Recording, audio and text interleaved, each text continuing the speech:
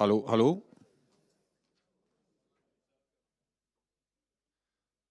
Da har vi kommet til det siste punktet I programmet. And now, last but not least, Ambassador Avi Nir-Feldklein, career with the Ministry of Foreign Affairs spans over 30 years, and he has worked in a number of positions and countries across 3 continents. Most of the ambassador's career has been spent in Asia as an ambassador to Nepal, Vietnam, and Laos, just to name a few.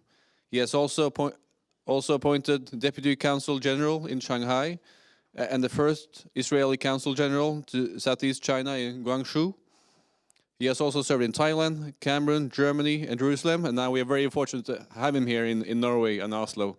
So please give him a warm welcome.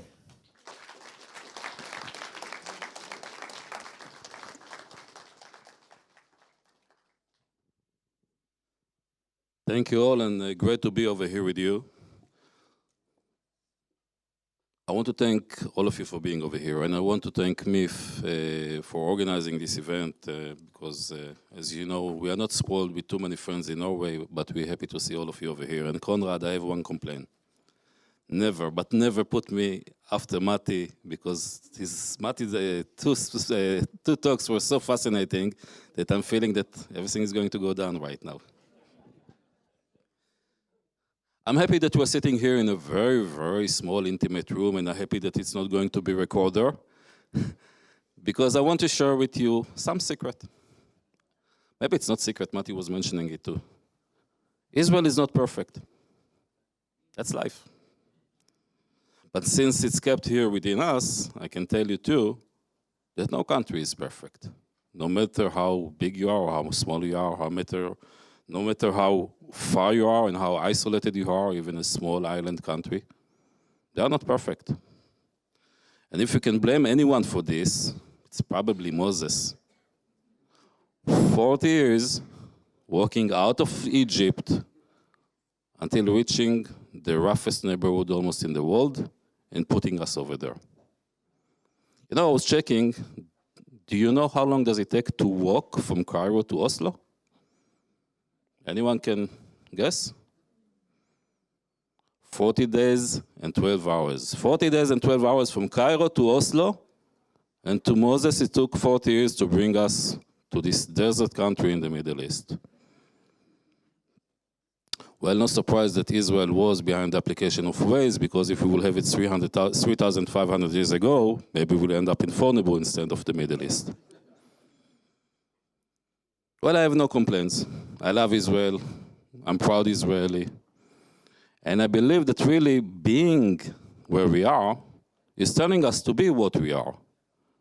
Country that is based on innovation. Country that is based on too much innovation. Country that is built on excellence. Because without those challenges, we wouldn't have a reason to be like this. And believing in the challenges and enjoying challenges, this is the reason that I'm being over here today. Because our two countries' relations, as much as I love them, as much as I choose to be over here, as much as you have a beautiful country and I love the communication with the people of Norway, are challenging.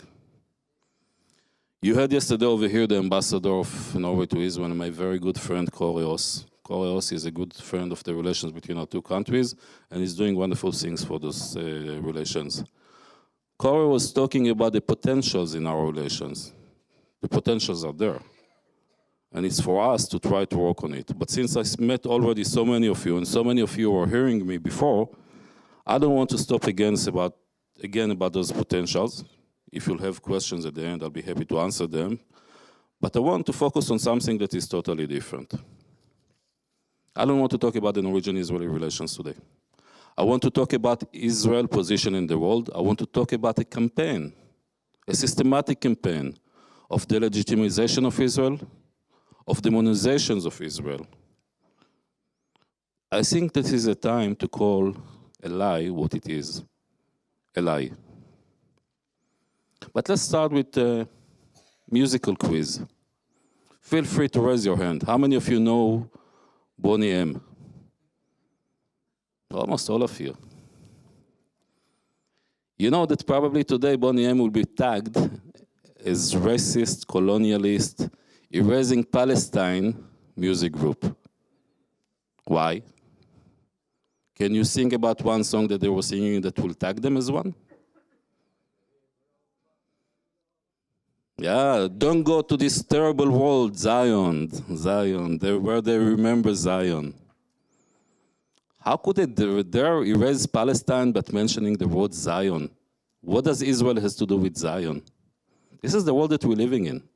That Zionism, Zion, Jerusalem became, whenever it has connections to Israel, becoming a negative word. For us, when we've been out of Israel, we never prayed to go back to Israel.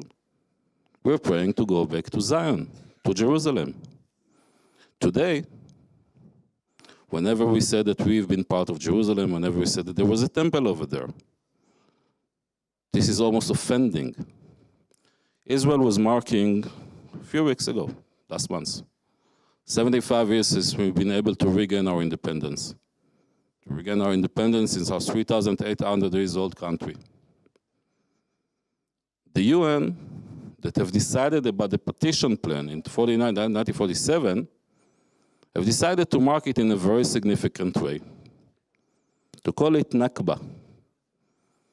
You know what is the meaning of Nakba, I guess, which is catastrophe. What was the catastrophe over there then? Israel being able to regain independence? Israel being able to exist as a free country? This was a catastrophe, but we'll go back to this soon. I like the quiz, the musical quiz I liked. Who is singing, do you know probably? He was here in Fornebu, singing it not long ago. Dark Side of the Moon. Roger Waters. Roger Waters have been probably in the dark side of the moon for years already. He was protecting Assad against the white helmet when Assad was killing hundreds of thousands of his own people. And it was going by, everybody was okay with this. And he was defending Russia with the invasion of Ukraine. Still, everybody was quiet about it. But when Roger Waters is having on the stage, behind him, a slide that says Anna Frank, and a few seconds later is having a slide that's saying Shirin Abu Akleh, and making this comparison between Anna Frank to a journalist that was killed in a terrible incident, I'm not saying, but was caught in a crossfire.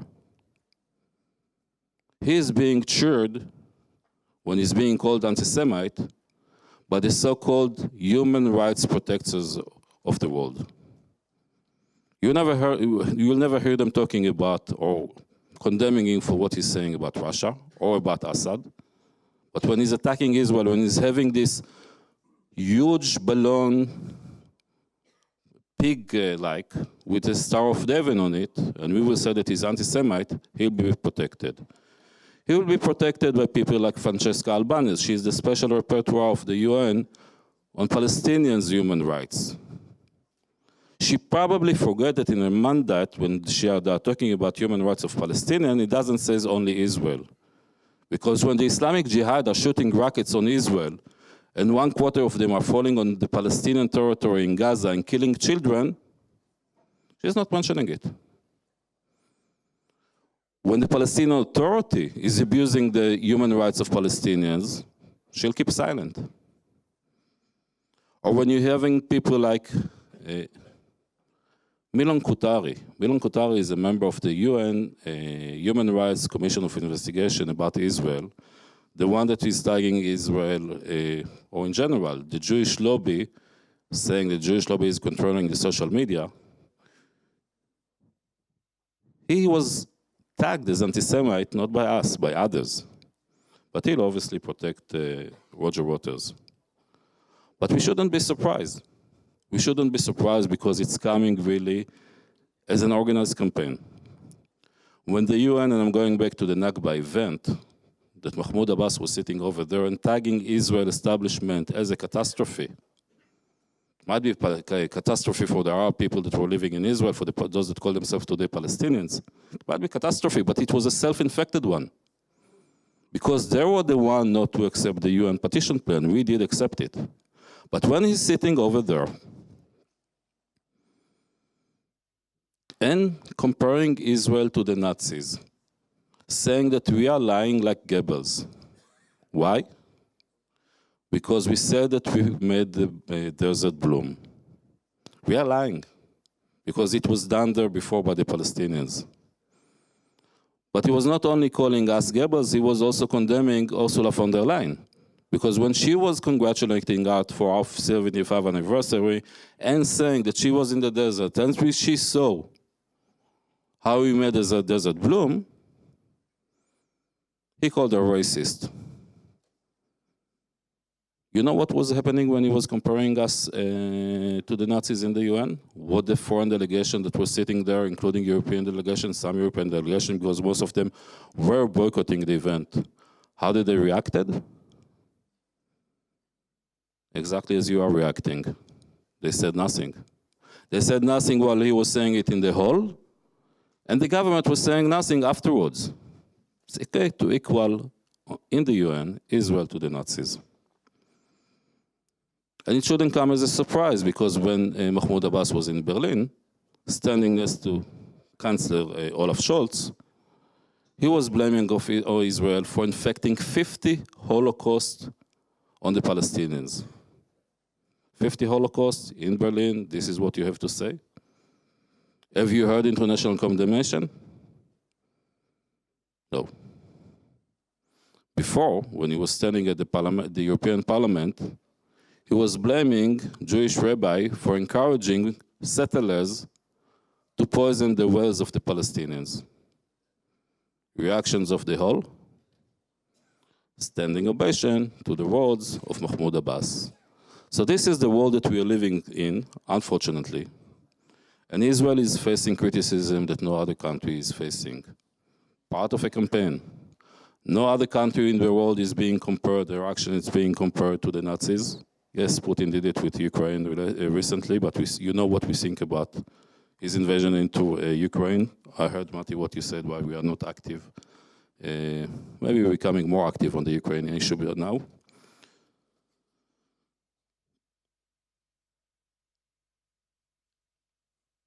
And the world is keeping quiet also when Israel is being compared to the apartheid state in South Africa.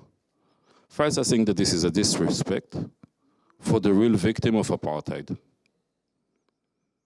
What is happening in Israel is definitely not apartheid. Any of you that have been to Israel, any of you that will be there when you'll go to the pharmacies, you'll see that majority of the people that are working over there are Arabs. Any of you that will be, and I hope none of you will have to go into Israeli hospital, will realize that majority of, not majority, but big numbers, definitely more than the number in the population, of the doctors in the hospitals are Arabs. The two youngest medical professors in Israel, 35 years old, are Arabs. When my mother, unfortunately, when she was facing her last days and she was hospitalized in hospital in Jerusalem, the one that was hospitalized together with her in the same room was an Arab, and he was very happy when I was calling my Druze friend to congratulate him because he was just appointed as an ambassador to Peru. This is Israel. It's a complicated society. We don't tend to claim that we are perfect, but we are definitely not the devil that we are being painted as. And we're talking about Roger Waters, and we're talking about, talking about music again, singing that we don't need any education. Probably he needs education. But you know who else needs education, probably? Unfortunately. The Bishop of Oslo.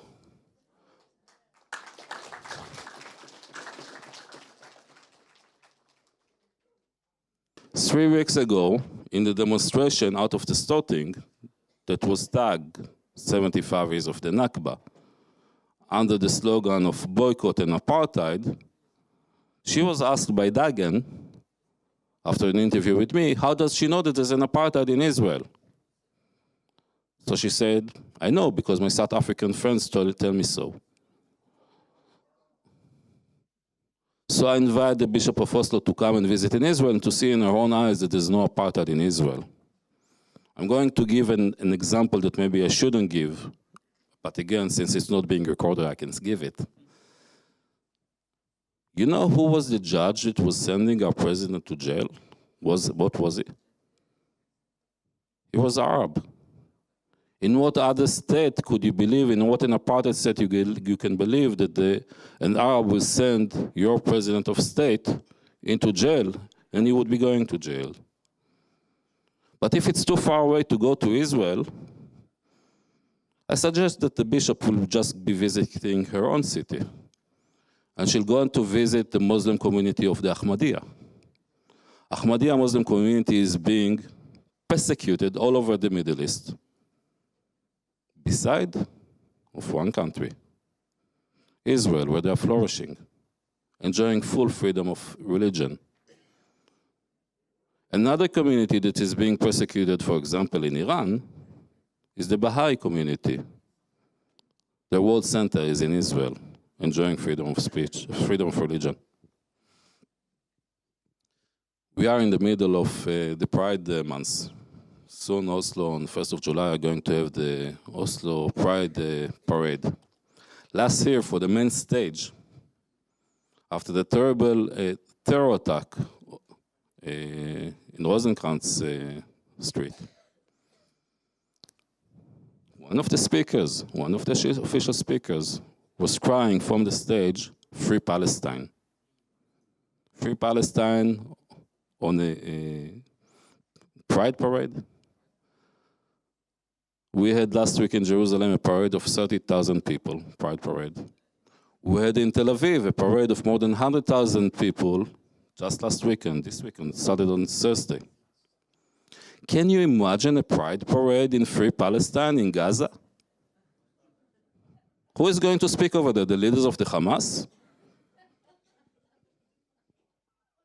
But you know what, forget, this is under the terrorists, the lunatic Hamas and Islamic Jihad in Gaza. Can you imagine a Pride Parade in Ramallah? I'll tell you where else in the Middle East we have a Pride Parade. Not a Pride Parade, they'll make them parade. In Tehran, where they execute people of the community. But Israel is being blamed for pinkwashing. How many countries can get out to the street 100,000 people in Tel Aviv in the middle of a working day just for pinkwashing? I guess it wasn't on Saturday because Saturdays are busy really with the demonstration that Mati were talking about the legal reform. 23 weeks of the demonstration already. Don't get me wrong. I really believe that the issue between us, I'm being careful not to say the Israeli-Palestinian conflict, and we need to have a debate about it, Mati. I can see what you were saying about the larger regional issue. But the Abraham Accords that you're referring to are the proof that the Israeli-Arab conflict is almost dismantling itself. It's not only really United Arab Emirates, Bahrain, Morocco, and peace with Egypt and Jordan, but also very interesting exchange with Saudi Arabia that you said that you were flying above. So basically it's Israeli, Palestinian, Israeli Hezbollah, Israeli Hamas, Israeli Islamic Jihad, and in a way, Israeli Houthis as well. But there's no anymore the traditional Israeli-Arab conflict. But when you're going and looking, most of it who's behind it, we're going to what Mati was saying. It's Iran. So it is in a way still a regional issue, because the one that is trying all the time to inflame it, not that the Palestinians necessarily always need to do it, an assistant, but the one that is very happy to assist it is the Iranian regime, while they're not busy killing their own people. We had the last exchange with the Islamic Jihad just 3 weeks ago, 4 weeks ago. We've been able to reach, we were being able to reach probably a ceasefire agreement 2 days earlier. Iran was making sure that it's going to be prolonged. So don't get me wrong. I really believe that we should, for our own sake, solve really the conflict between us and the Palestinians. Find a solution. Not only for the sake of the Palestinians, for our own sake, for our own identity. But while trying to reach such a solution, we shouldn't allow others to demonize Israel. For too many years, since the Oslo Accords, we were saying, fine, it's not important, let them say whatever they want about us. We're going to focus on the real goal. The real goal is to find a solution. The real goal is to find a two-state solution, to live one next to each other, to live peacefully in security next to each other. And they were continuing this campaign against us. And today, in the age of social media, and this age of fake news, I'm not sure if I missed, you're talking mainly about the traditional media, not about the social media, right? Social media is today a field of anyone can hide or not hide behind the keyboard and write whatever they want. There's no reality check. There's no respect for facts. And facts do matters. So while we should continue and strive to solve the problems that we are facing in the Middle East, while we should strive to ensure that Israel is a democratic Jewish state, we shouldn't give up on the demonization efforts of Israel. I want to leave you time for questions because I saw that there were many questions before to Mati, but there was not enough time. So ask as many questions that you want, the houses that you want, don't feel pity for me. And if you wouldn't ask questions, I'll go back to talk about football. And I know that you're all very happy yesterday with the result that Holland was being able to achieve in the Euro finals. And we are playing tonight, for the first ever time, our under-20 team is playing in the World Cup on the game for the third place. We were beating Brazil in the quarterfinals.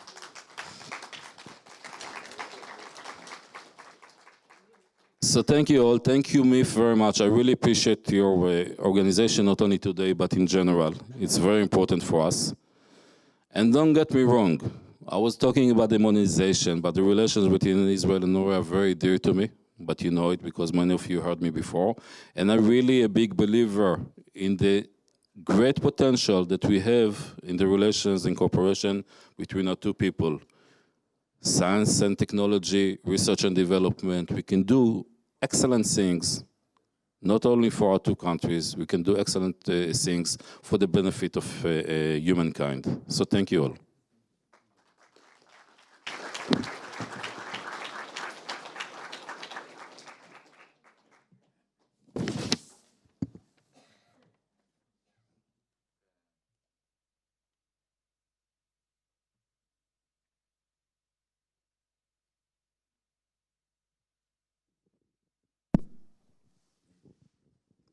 Thank you so much. Now we have time for, nå har vi tid for spørsmål, så da kan dere sende til telefonnummeret som står på siden her.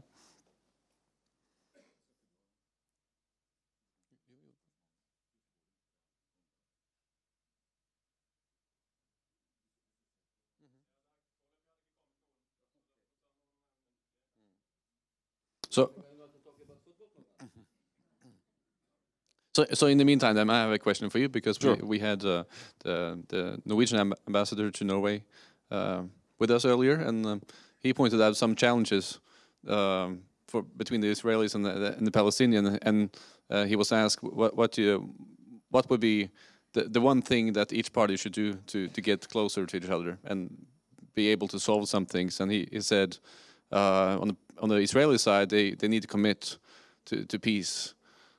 Despite them offering several times a peace agreement. And on the Palestinian side, he suggested that the unity among the Palestinian fractions would be the one thing that would make us getting closer to some kind of peace. What is your take on that? I really believe that what was happening almost 30 years ago in Oslo, in 3 months it's going to be 30 years for the signing of the Oslo Accord. everybody remembers what was happening in Washington, in the White House, but basically the initial agreement was signed over here, not too far away from here, next to our embassy, basically. We should go back to the basic. We should go back to the basic because we don't talk to each other, Israelis and Palestinians. When you don't talk to each other, you are being stuck behind slogans. They see all of us as colonialists, as brutal, as I don't know what, and we see all of them, again, I'm exaggerating, we see all of them as terrorists. If you don't talk to each other, how can you know each other? How can you understand each other? How can you build trust? How can you understand the fears of the other? How can you start to build a compassion to each other? This is the basic. And this is what I hope that the Norwegian government will be able to do also today, to bring us back together as they did 30 years ago. 30 years ago, it wasn't together. 30 years ago, if I will be talking to a Palestinian, a member of PLO, I'll be able to find myself in jail because it was illegal. And you did it then. Why not to do it again today? Instead of letting them fly every time to New York, to Geneva, to The Hague, 5-star hotels, business class flights. Who is paying for all of this? Your taxpayers' money. So if it's your taxpayers' money, you should tell them enough is enough. The distance between Jerusalem to Ramallah is 20 minutes. Go to the same room together and find solution.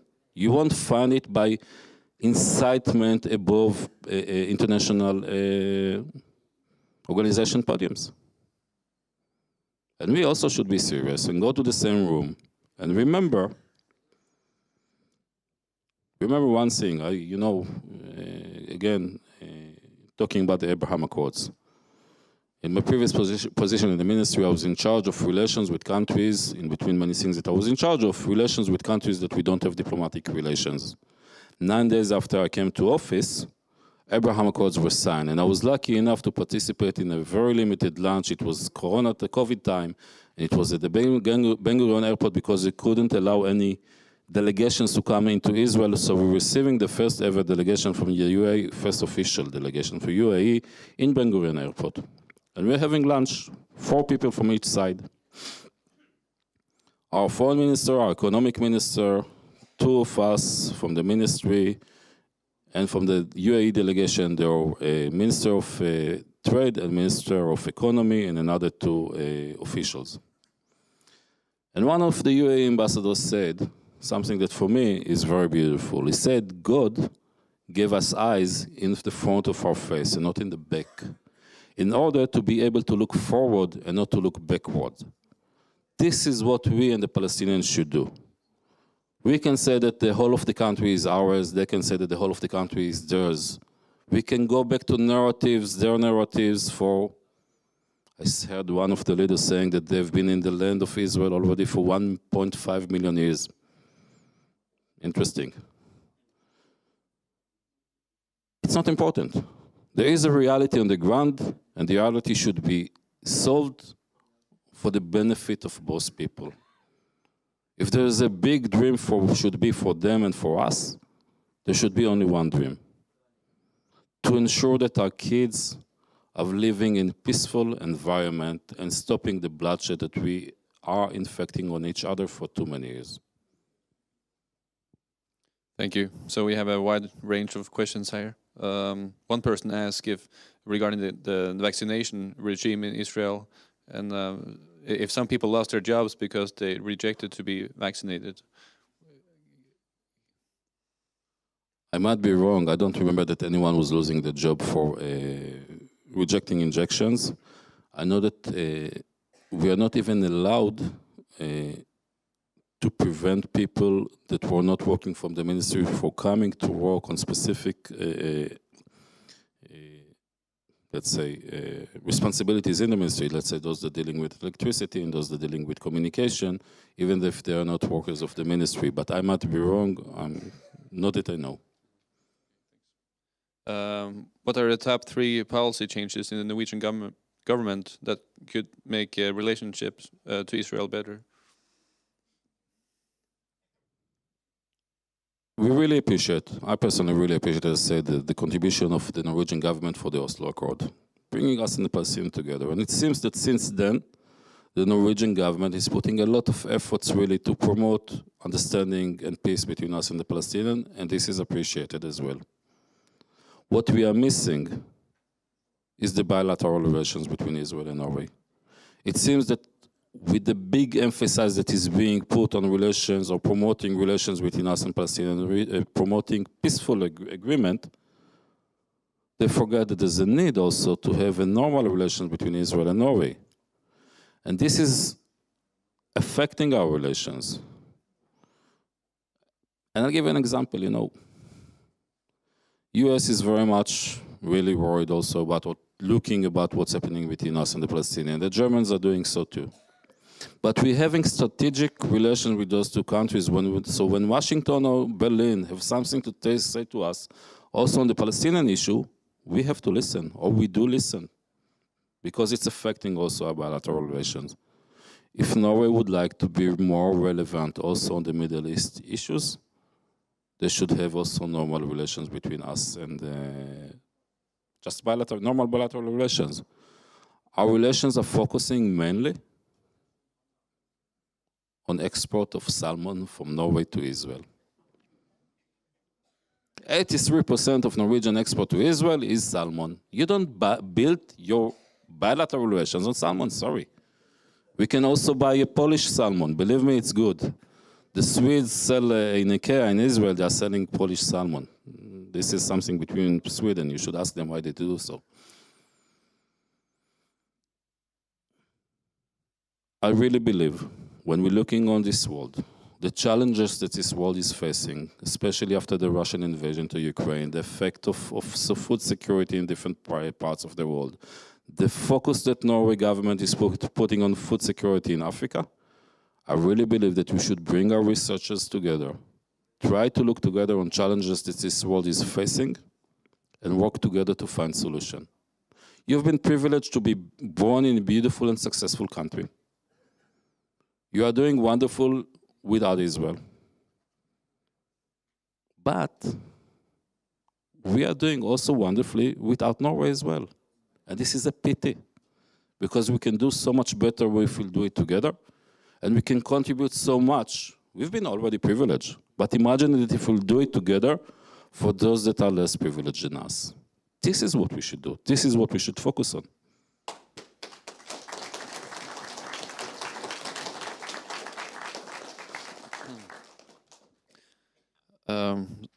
We are also interested to hear about your thoughts on the progress of the Abraham Accords. What prospects do we see there? Well, the answer is just to look on the figures. The very rapid and dramatic increase in tourism from Israel to United Arab Emirates. I'm not sure about the accurate number of flights that we're having every day. I believe it's about 14 flights a day from Israel to the Gulf. To look about the importance of the UAE, the investment of the UAE in different Israeli sectors, from the insurance companies through innovation, through cooperation in space. It's amazing. It's amazing, and it's bringing people together, and you're seeing the potential and you're seeing the ability. And when you're looking about relations between Israel and Morocco, but you were talking about 1 million Israelis with origin in Morocco, but so many other Israelis that love Morocco and would like to travel over there. And we just had Amir Ohana, was not really here, he was in Morocco this week. And he's from a family that's with their origin in Morocco. It's like a family connections, and not only with those that were coming from Morocco. This is the new Middle East. This is the new Middle East exactly as it should be. And the Abraham Accords are definitely not on the expense of the Palestinians. Instead of them complaining about it, instead of them seeing it as something that is against them, they should bless it, and they should take the advantage of it, and they should say, yes, we want to be part of it, and we want to benefit from it, for the sake of their own people, and for the sake of really better Middle East, for them as well. And this is the wonderful thing about the Abraham Accords. And they're going to be expanded. I'm sure they're going to be expanded. So the next question is also regarding one of the statements by the Norwegian ambassador, and he said that the relationship between Israel and Norway is not worse now than in the past, not more hostile. Do you agree with this assessment? I really believe that the relations between Israel and Norway are not hostile. I believe that there's a lot of misinformation. I also believe that there's a lot of miscommunication. Yes, there are some parts of the society in Norway that are hostile to Israel, but this is small parts. We saw it. I believe that the best answer that we got for the relation, where do we stand in relation between Israel and Norway, was really on 14 and 15 of May. There was a lot of efforts to have a very big demonstration in front of the starting for the Nakba, 75 years of the Nakba. 150 people. And then I flew to Stavanger, 350 people over there with flags of Israel, marching in the streets. People were coming all the way from Bergen, 5 hours in a bus.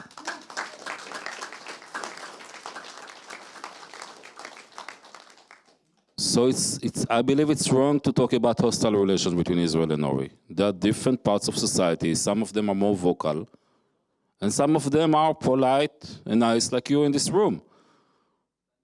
But we're having a lot of friends in Norway, and the general public between Israel in Norway, looking on the Israeli-Palestinian conflict. Some of them will support the Palestinians, but they are not hostile towards Israel. And I'm definitely okay with solidarity with the Palestinians. This is totally okay. But there's a difference, as I said, between solidarity and demonization of Israel. Anyone that cares about the Palestinians should support also good relations with Israel, because only when you are being seen as even-handed, you can contribute for the conflict, solving the conflict. Anyone that is being one-sided, boycotting Israel, fine, boycott Israel. What kind of contribution does it do for bettering the conditions of the Palestinians? So I don't see that our relation is a hostile relation, not at all. Thank you. And the next question is the conflict with the Palestinians territorial or existential? It was a territorial, and it should stay as territorial. Because as long as it's only about a line that you have to draw where the border should be, you can solve it. It's between us. It's between people. When people are trying to turn it from political reasons at all, only, when they're trying to turn it to be a religious conflict, then it's very dangerous. Because when I sit with you in the same room and it's a political issue, we can decide and we can agree about issues. When you say that this is a religious conflict, so this is a decision for God. I cannot compromise on behalf of God. So we should really distance ourselves from the religious issues. We should stick to the political one. So the next question is, that Israel is occupying the West Bank is a hot topic in Norway. Is Israel occupying the West Bank? And if not, how can we explain that to others? Nati, do you want to answer? My turn. Okay. I want to make a difference between two things. One is the Palestinian people. Second is the territories occupied. In my eyes, the territories are not occupied. I'm trying to understand, when did we lose our right to be in Hebron, for example? Is it in 1929 where Jews that lived in Hebron were massacred over there? Or is it 1936 when the Brits were deporting all Jews that survived the massacre because they said it was going to be better for them to keep the city quiet? So if you tell me, do we have the right to be in Hebron? Yes, we have the right to be in Hebron. If you'll ask me, should we really get out of Hebron for the sake of two-state solution, this is already a different question. But it doesn't mean that we don't have to be in Hebron, that we don't have the right to be in Hebron. Now don't forget, as I said, that UN have decided in 1947 to have two states, one Jewish one and one Arab one. We agreed. The result of the Arab world was invading to Israel, which means in their eyes, UN resolution didn't exist. So what is called today the 1967 border is not a border. This is a ceasefire line. Ceasefire line agreed between Israel and Jordan. In 1967, when 6 Days War broke out, we asked the Jordanian to stay out of it. They believe Nasser that they are doing wonderfully and he's almost in Tel Aviv, and they wanted to be part of the celebration, making sure that Israel is losing its independence. So we had a ceasefire line between us and Jordan that they didn't respect, and the result of the war is where we are today. It wasn't an internationally recognized border. Jordan existent in Judea and Samaria, West Bank, in Jerusalem, was not recognized by Pakistan and UK, I believe. Pakistan for sure. Not by Norway, for example, never. So the questions of the future border should be there. The question of really having two-state solution should be there. Does it mean that we occupy the Judea and Samaria? I don't see it us as occupiers over there. It doesn't mean that I'm not willing to get out of it in order to have peaceful solution for the conflict. Thank you. And then the last question here, how likely is it that there will be a war between Iran and Israel? Well, I hate to say it, we are in the middle of a war with Iran. You're talking about a direct war, but we are in the middle of a war with Iran for many years already. Hezbollah is being sponsored and being receiving ammunition and equipment from Iran for many years. We've been in what we call the war between wars between us and Iran and the proxies in Syria for many years already. Sometimes you hear that more than once a week incidents in Syria. This is to make sure that weapon is not going into Lebanon, that is being smuggled by Iran. We're seeing their assistance to the Islamic Jihad. And we have to remember, Iran is not only threatening Israel. Iran is threatening their own citizens. We saw the reaction to the uprising over there. Iran is the one that assisting the Houthis in Yemen, fighting the Saudis, Emiratis, and others. Iran was behind the attack of the oil fields in Saudi Arabia. Iran is behind the attack on United Arab Emirates with drones just before the expo started in Dubai. Iran is threatening the regime in Bahrain because they have majority of Shia over there and the government is Sunnah. And see Lebanon. Just look at Lebanon. Beirut was called for so many years Paris of the Middle East. They are in terrible crisis over there economically. In any other aspect that you can look over there, they are in a terrible crisis. So Iran is a war with the Sunni world in the Middle East. Iran is also assisting today the Russian against Ukraine with drones. So when you're talking about, for example, the nuclear ratio of Iran, this is definitely something that is frightening. But on reality, on every day, for almost probably 40 years already, Iran is playing a very negative role all over the Middle East. When you're looking at the war in Syria, 500,000, 600,000 people lost their life. Majority of them wasn't in the hands of ISIS. Majority of them were by proxies of Iran, by Assad himself that was supported by Iran. The Mullah regime is probably the biggest threat today to world security, actually. Thank you. So we didn't get to talk about Holland, but congratulations on the winning yesterday.